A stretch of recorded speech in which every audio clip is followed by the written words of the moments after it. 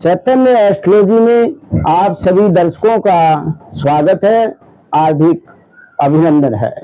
नमस्कार।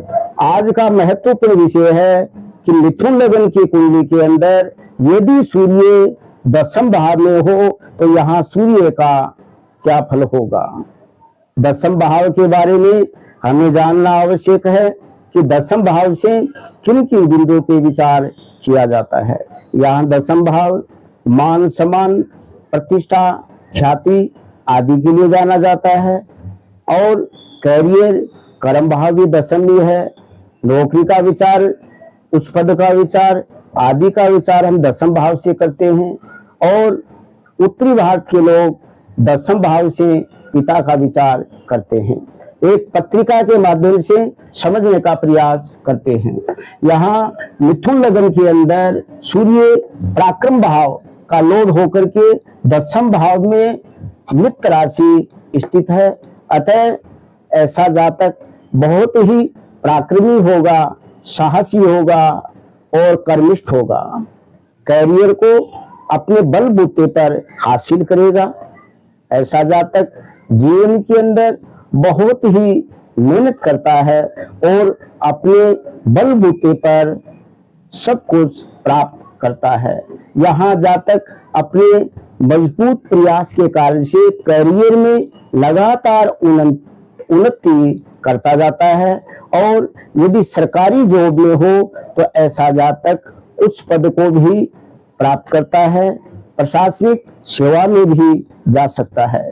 यहाँ दशम भाव से यश, मान सम्मान, प्रतिष्ठा, ख्याति आदि का विचार करते हैं। अतः ऐसा जातक बहुत ही मान सम्मान को प्राप्त करेगा। ऐसे जातक की प्रतिष्ठा ख्याति देश नहीं विदेशों तक फैलेगी। यहाँ दशम भाव में सूर्य स्थित होकर के चतुर्थ भाव को देख रहा है। अतः समाज के अंदर भी जातक को बहुत ही मान सम्मान प्राप्त होगा और जातक समाज के कार्य भी करेगा।